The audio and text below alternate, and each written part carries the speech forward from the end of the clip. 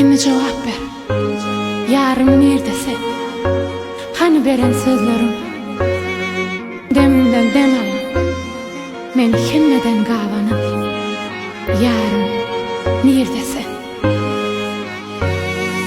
Mehrime doymayan, yalnız koymayan, cana düzmeyen, yarım nerededir? Göz yaşa bağlayan, yüreğimi dağlayan, men ağlayan, yarım nerededir?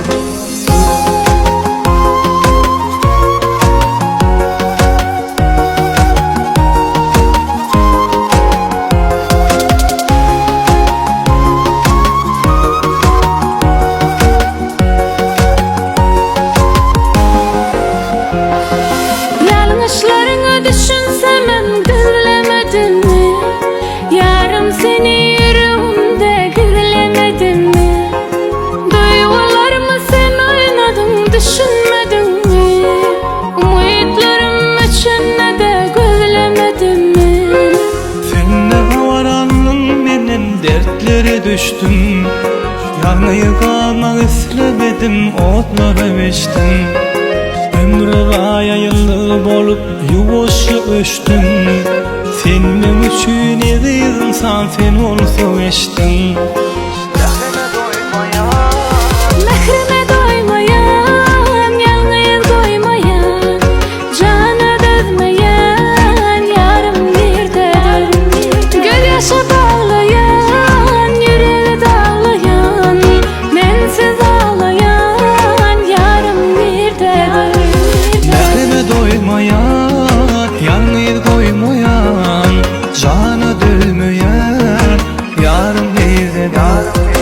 Göz yaşa bağlayan, yüreğimi dağlayan, men ağlayan, yarım nerededir?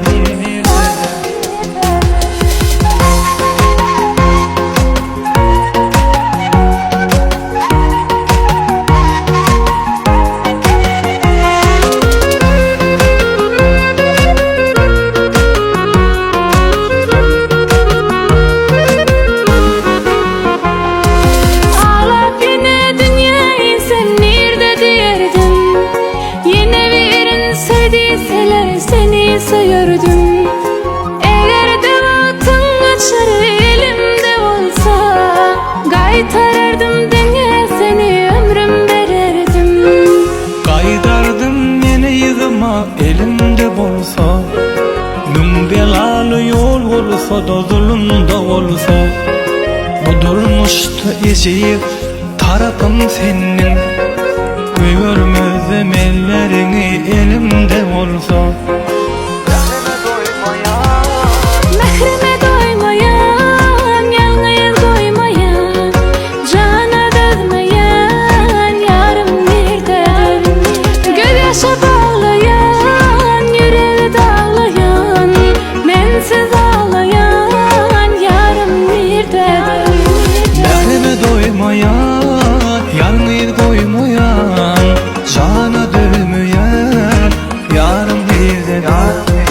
Göz yaşa bağlayan, yüreğimi dağlayan, men ağlayan, yarım nerededir?